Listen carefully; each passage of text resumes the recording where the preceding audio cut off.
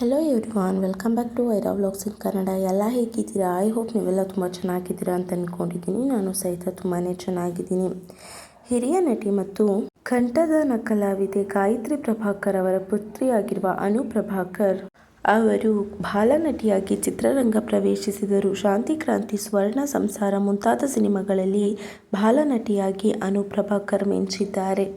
1990ರಲ್ಲಿ ತೆರೆ ಕಂಡ mysterious of the dark jungle English ಸಿನಿಮಾದಲ್ಲಿ ಕೂಡ ಅನು ಪ್ರಭಾಕರ್ ಬಾಲನಟಿಯಾಗಿ ಕಾಣಿಸಿಕೊಂಡಿದ್ದಾರೆ. ಪಾರ್ವತಮ್ಮ ರಾಜ್ಕುಮಾರ್ ನಿರ್ಮಾಣ ಮಾಡಿದ, ಶಿವರಾಜ್ಕುಮಾರ್ ಹೀರೋ ಆಗಿದ್ದ ಹೃದಯ ಹೃದಯ ಚಿತ್ರದ ಮೂಲಕ ಅನು ಪ್ರಭಾಕರ್ ಅವರು ನಾಯಕಿ ಪಟ್ಟ ಪಡೆದುಕೊಂಡರು.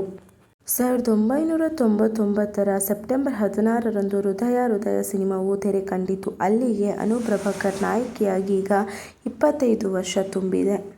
ನನ್ನ ಹೆಸರು ಅನ್ನಪೂರ್ಣ ಅಂತ, ಆದರೆ ಅನು ಪ್ರಭಾಕರ್ ಎಂದು ನನಗೆ ಹೆಸರು ಬದಲಾಯಿಸಿದ್ದು ಪಾರ್ವತಮ್ಮ ರಾಜ್ಕುಮಾರ್ ಮತ್ತು ಡಾ. ರಾಜ್ಕುಮಾರ್ ಅವರು ಎಂದು ಅನು ಪ್ರಭಾಕರ್ ತಿಳಿಸಿದರು.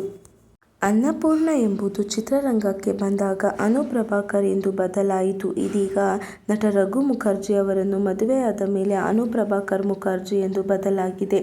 ಅವರ ಸೋಷಿಯಲ್ ಮೀಡಿಯಾ ಖಾತೆಗಳಲ್ಲಿ ಇದೇ ಹೆಸರು ಕೂಡ ಇದೆ.